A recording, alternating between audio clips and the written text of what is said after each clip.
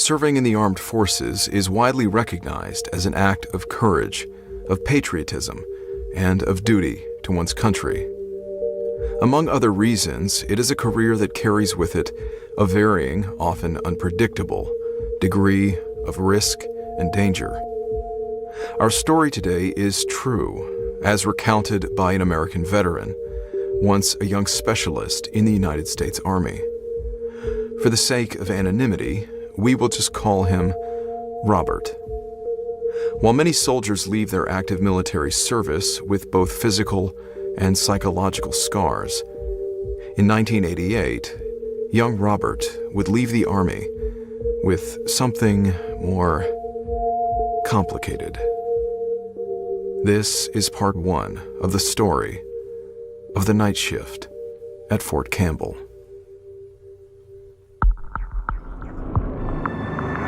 The mist which hangs before you offers you a choice, to pass through or to escape. Beyond it are stories which defy explanation and fly in the face of what we know to be real.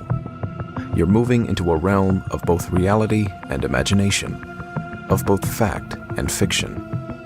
Many will fall prey to the obvious lies, and many more will reject the truth when they cannot accept it. You alone are left to discern what to believe as you pass through what we call the fog of war.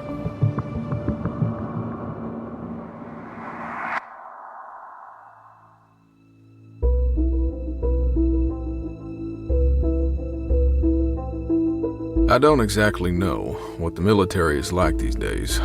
At least I don't know what kind of mindset soldiers have. Back in the 80s, with the Vietnam War having ended only a decade ago, it was still fresh in everyone's minds. We grew up with that war, watching it on TV and hearing about it in depth as part of our school curriculums. When I was old enough to enlist, I did.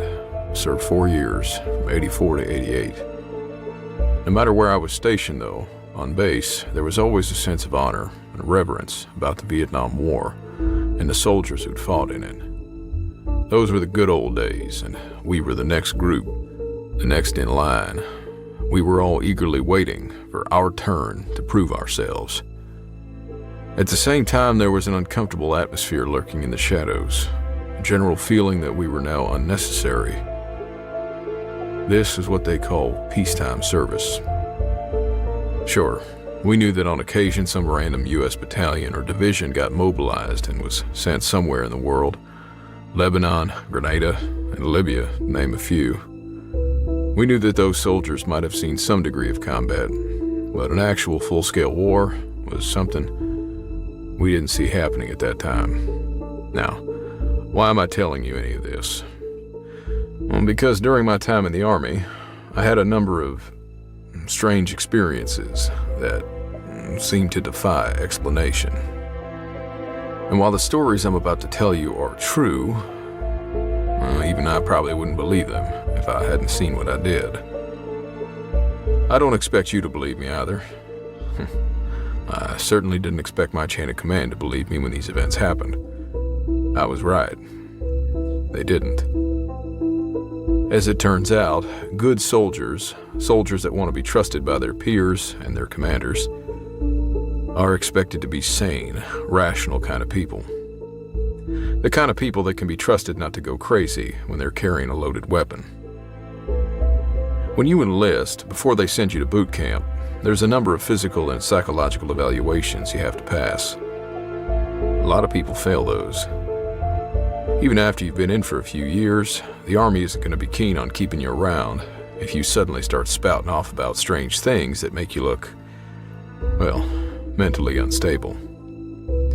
On top of that, during peacetime, the military always faces severe budget cuts and is therefore always looking for reasons to cull the herd, so to speak. Anything derogatory on your record, including any kind of medical or psychological issues, and your chances of keeping your job become exponentially smaller. My first experience trying to report such strange events to military authorities taught me that I was better off keeping my mouth shut if I knew what was good for me. As I eventually found out, staying silent was not only good for my career, but for my safety. I should add here that I hold no resentment towards the Army for what happened to me. I enjoyed serving my country very much, and I've always been proud of it. Still, some 30 years on, the memory of these experiences has continued to haunt me, like nothing I can explain. I'm not sure why strange things kept happening to me back then. Hell, I'm not even sure if I want to know. I have often questioned my own sanity. But who on earth asks that kind of question and isn't terrified by the answer? 3 of the 4 stories I'm going to share with you all happened between 1987 and 1988 during my time at Fort Campbell, an Army base set right on the border of Kentucky and Tennessee. Keep in mind that this area isn't exactly unaccustomed to strange happenings. A quick search on the internet will tell you that. I only wish I'd known that back in the 80s. I might have felt less crazy when they started happening to me. Campbell is just west of the Cumberland Plateau, the same stretch of land where the infamous Champ Ferguson slaughtered all those people during the Civil War over a century ago. The base is also less than an hour drive south from Kelly, the town where, back in the 50s, the Sutton family supposedly encountered creatures that have since become known as the Kentucky Goblins. As I say, the area has quite a unique history. I had first arrived at Fort Campbell around January of 1987, after coming off a short deployment to Central America. I'd first been sent back to my command, the 27th Airborne Engineering Battalion, at Fort Bragg, North Carolina, before being reassigned to the 101st Airborne Division at Fort Campbell.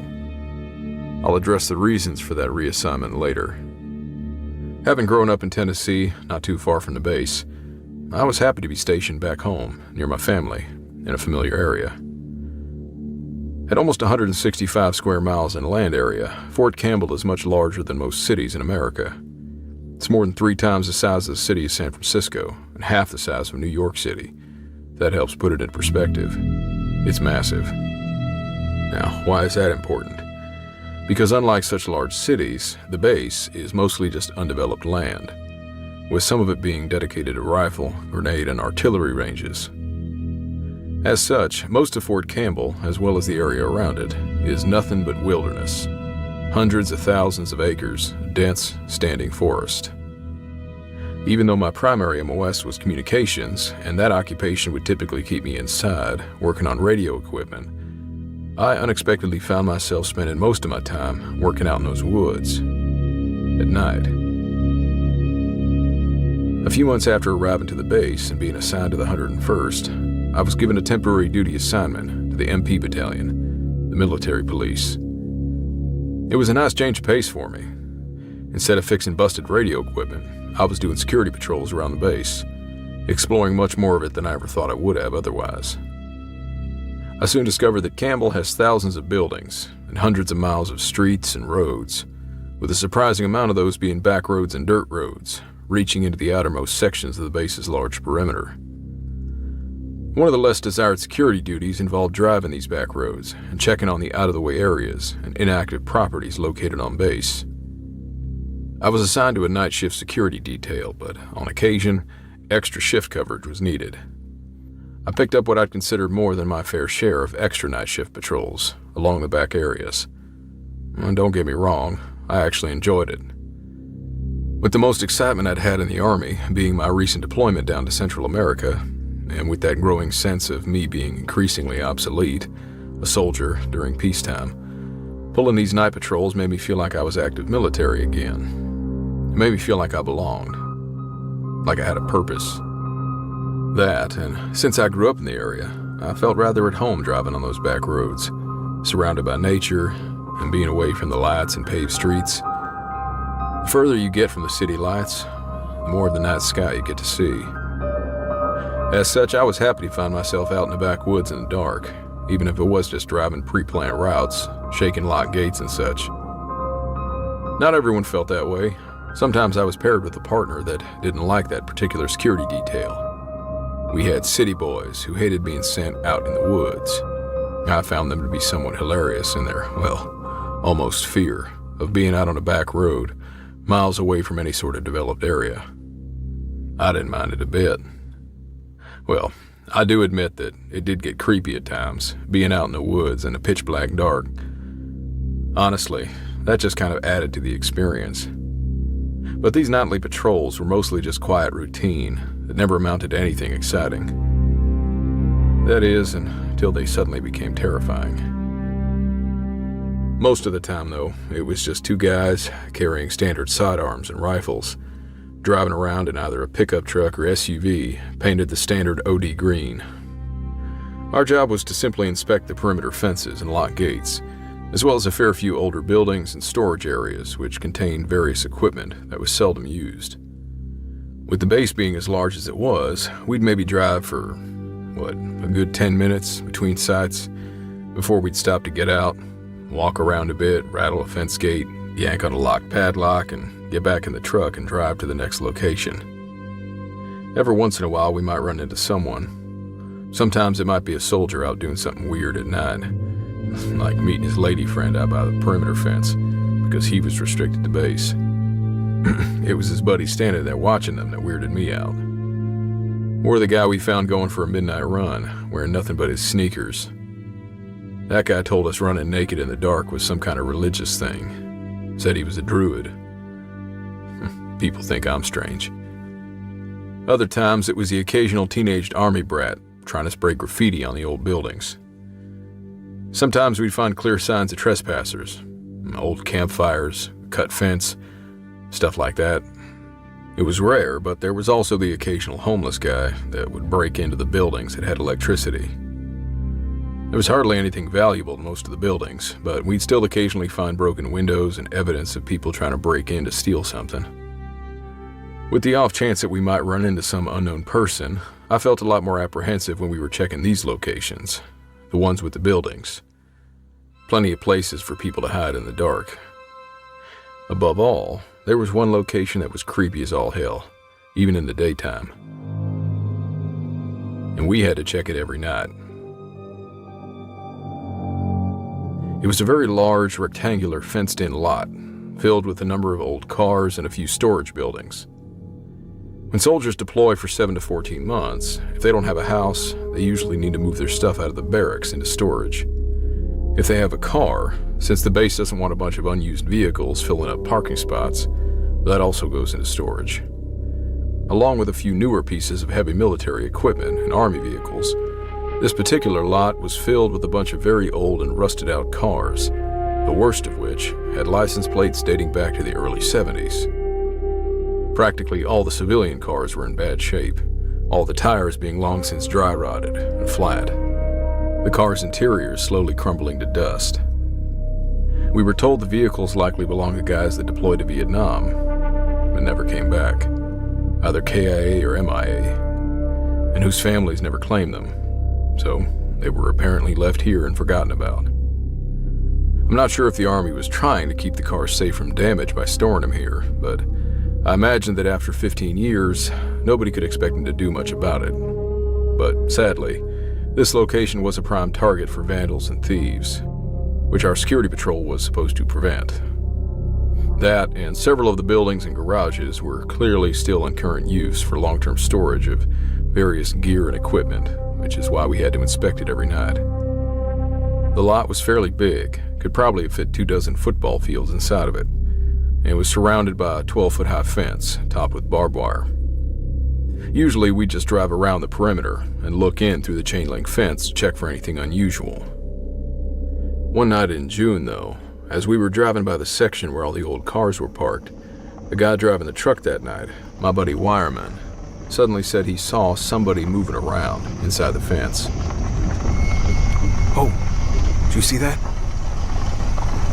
See what? That, right there. He stopped the truck and pointed out the silhouette he had seen.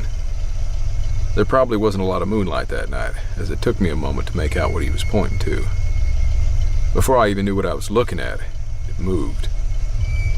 I couldn't help but notice, whoever or whatever it was fast. My first thought was that it probably wasn't an animal. That, and something that big, like a bear, wouldn't have been able to get up over that tall fence unless it found a decent-sized hole in it somewhere. Our truck had 2 spotlights mounted above the side mirrors, like police cars do. We swung those around to try and get the light on whatever it was, but it was a good distance inside the fence line, and every time we got close with the light, it would move again, or duck down behind the cars. From what little we could see, it certainly seemed agile, able to continue moving even while crouched down, and smart enough to stay out of the light. Definitely not an animal. As was our protocol, while Wireman kept his spotlight moving, I radioed in that we were investigating a possible security breach of the location.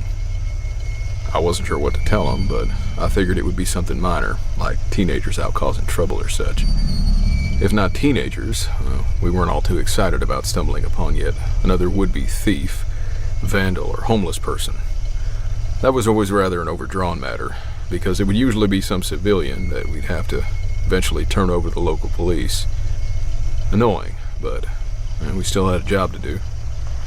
We drove a short distance, pulling the truck off the road when we reached the nearest gate. I got out of the truck and walked up to the gate, ready to unlock the padlock. I had my flashlight in my left hand and my key ring in my right. It took me a while to find the correct key, since there were dozens on the key ring. Probably one for every damn lock on the entire base. I must have tried half of them to get the lock open. As I did so, I kept looking up and moving my flashlight from having it shining down on the lock to pointing back through the fence towards where we'd seen the intruder. I realized I couldn't see a damn thing because the truck's headlights were pointed right at the back of my head, and the surrounding light made the darkness that much worse. Wireman had opened his door and gotten out and was standing behind it. He had his window down, using his right hand to operate the spotlight and sweeping his flashlight across the fence with his left. When I finally got the padlock open, I pulled away the chain and began swinging the right side of the gate open. Glancing back at the truck, I saw Wireman climb back into the driver's seat as he prepared to drive the truck inside. So I started to walk through the gate ahead of him.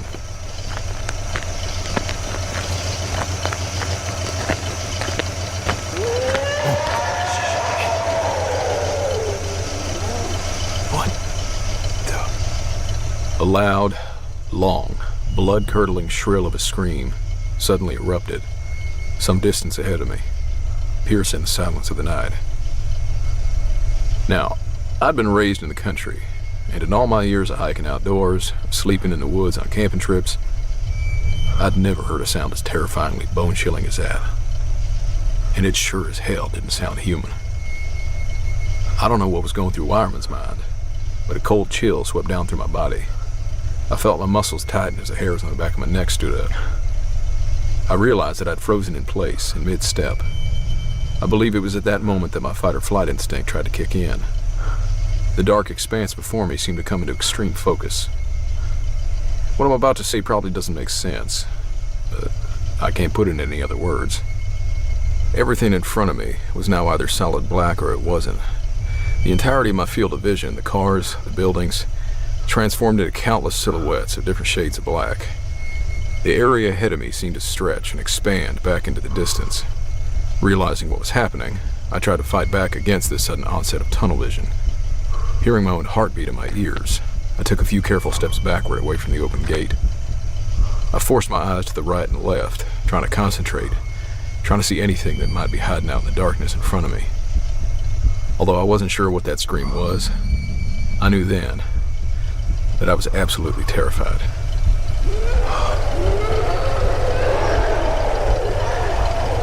More of the ungodly screams erupted in rapid succession from other nearby locations inside the fence lot. My mind started to reel, trying and failing to make sense of the utter strangeness of the situation. But the Army drills your training into your brain for a reason, to keep you focused on the matter at hand. At his most stressed, every soldier will default to his most basic level of training. I guess you could say I instantly began to analyze the situation. Had there been 5 or 6 screams? These screams meant that there were more out there, but how many? And how many more were out there that hadn't screamed?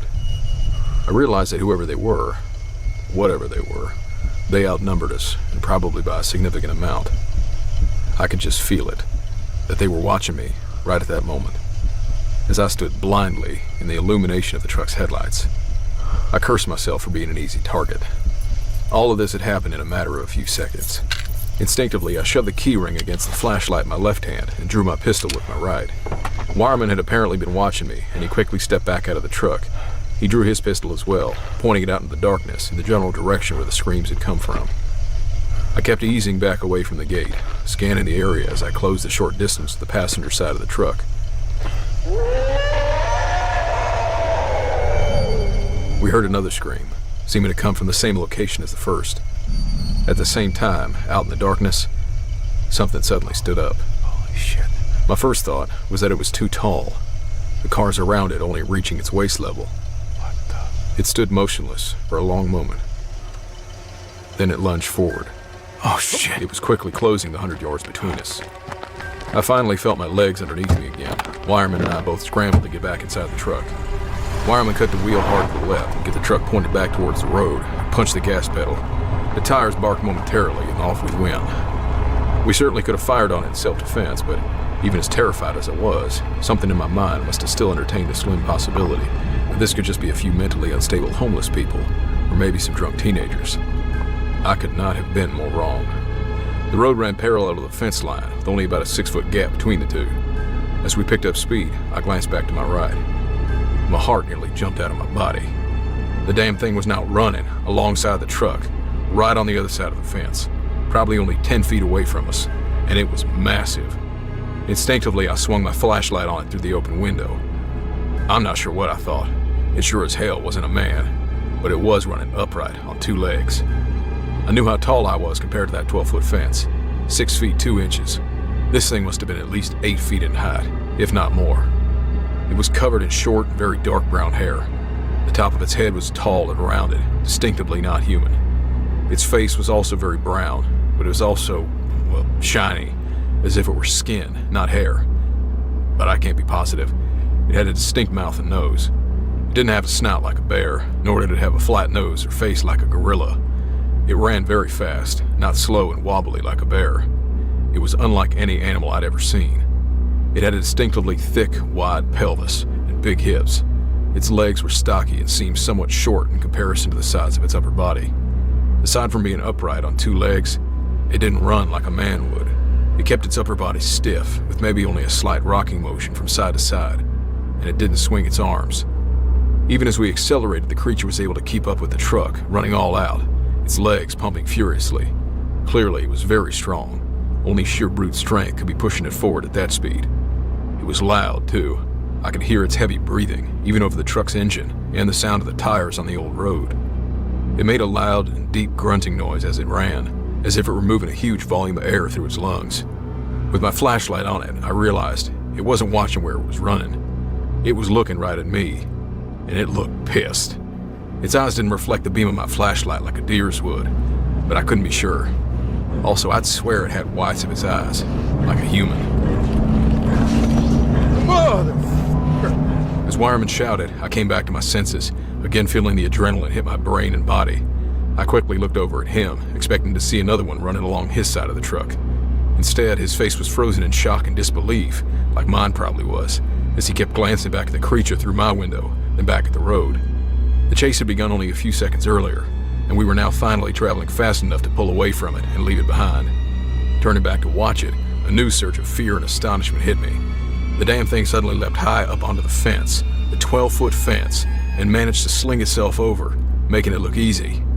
But instead of landing on its feet, it crumpled to the ground, landing in a heap. It must have gotten itself caught on the barbed wire, I thought. Still trying to look backward, with my head only slightly out of the open window, I saw it struggling to stand up. It seemed to be fighting with something, most likely having pulled the barbed wire down, off the top of the fence.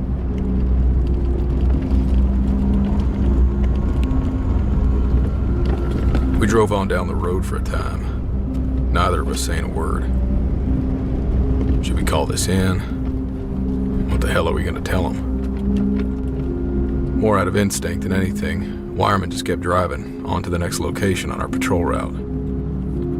Despite what had just happened, we both knew we'd have to continue with our assignments. Neither of us wanted to say so, but we also knew we'd have to return at some point to re-secure the gate that I'd left wide open. When we finally radioed in as we arrived to the next location, we were asked why we hadn't informed them that we were finished with the previous one, and they asked us for an update on the possible intruder. I made up an excuse that the radio hadn't been working properly, said it was nothing, and that we'd have the radio checked when we returned back to the station. Much later, after the sun finally came up, we went back to secure the open gate. As if confirming that two grown men couldn't possibly have the same hallucination, we found the barbed wire that had been pulled down off the fence, exactly where the thing had jumped over it. Feeling somewhat braver in the daylight, we drove through the open gate, choosing this time to remain inside the truck with our pistols drawn, just in case. After driving around and giving the area a slow and thorough security sweep, we couldn't find any trace of whatever we'd seen earlier. Wireman drove us back outside the gate. I quickly resecured it with the padlock and chain, and we drove back to the station. I already knew that we couldn't report anything at all about the incident. Not a word. As I say, my previous experience told me that the Army doesn't look kindly on soldiers who start seeing things that most people never have. Wireman seemed to agree with me and said he'd never mention it to anyone either. I'm not sure if he ever did, but I'm probably not the only one of us still haunted by the experience. At the station, we reported that we'd found the damaged barbed wire on the fence, but made no mention of how it got that way.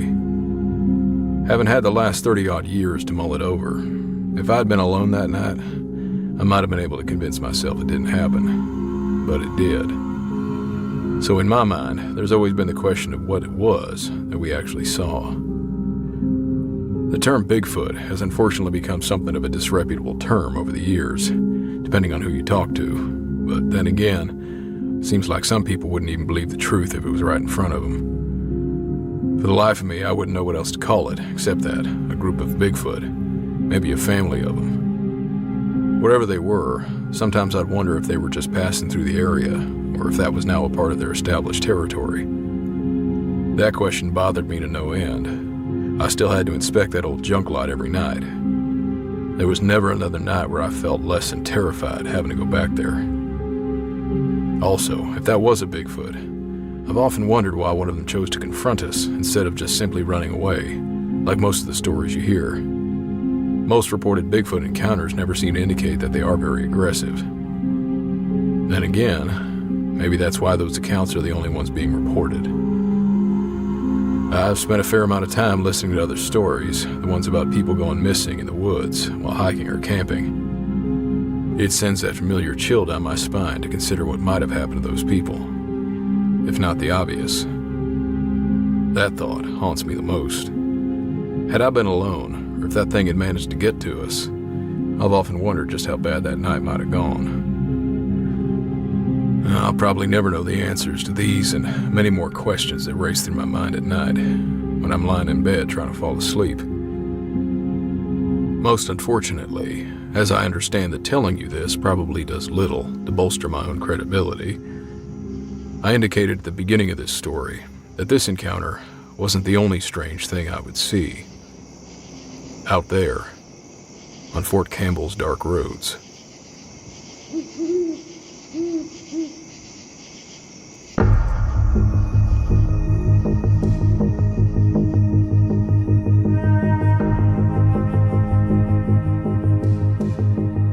What? You stuck around for the bloopers? Well, guess what? There aren't any. That's right. I did such a good job this time, I didn't make any mistakes. No pronunciation issues, no Belarus, none of that. So, but thanks for sticking around though. Wish I had something to offer you. Again, this was a true story. And I wasn't sure if I should include the little details, like the guy with the prostitute at the perimeter fence, and then the guy running naked at night. Even the guy that sent it to me put a little note in his email and said, yeah, you probably can't include this. Can't say I ever came across anything like that in my time in the Marine Corps, but I'm not surprised, I'll put it that way. But I thought those were funny. But speaking of strange things happening at fences, I guess I can tell you one short story. I spent a lot of my time in the Marines stationed. My first duty station was in Hawaii, on Oahu. And being in a reconnaissance platoon, we spent most of our time, well, I say most, but we spent a lot of time in the field, doing actual field training versus some of the other more traditional Marines. And there was a army base called Schofield Barracks on the island, and they had an adjacent training area called East Range. And I've always said that this area is just so awful. I mean, you couldn't possibly build anything. It's just straight ridge lines and mountains. It's right at the foothills. The jungle is just awful. So that's why they just gave it to the Army, and they're like, here, this is just miserable. It only ever rains at that part of the island, like all the time. It's just terrible.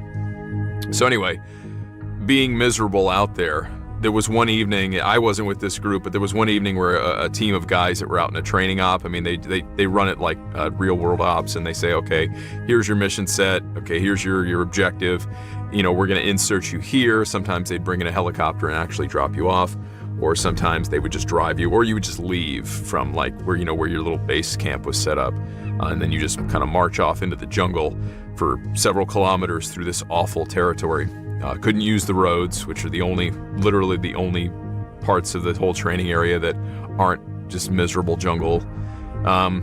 So a couple of the guys brought their cell phones with them, or one of them did, which we weren't supposed to. And so they ended up getting an objective point out by the fence line, out by the perimeter, which I believe had a road running nearby it. So this dude calls a pizza place, orders a pizza, and then puts in the special instructions. Now keep in mind, this is a 6-man reconnaissance team out in the middle of the jungle it's probably still within, business hours, but orders a pizza out into the middle of the jungle. Tells the delivery driver in the special instructions to drive up to this GPS point. He probably just gave him a Google Maps point. Drive up to this point. There will be somebody that's going to run out of the tree line, hop over the fence, get the pizza, give you the money, and then they're going to run back with so don't be surprised. And straight up, pizza guy pulls up to the fence, middle of the night, pitch dark, a Marine in full camouflage runs out of the jungle, hops over the fence, gives them the $20, grabs the pizza and drinks, and runs back into the jungle. So I'm curious what that delivery driver thought, or if that's just something he dealt with on a regular basis.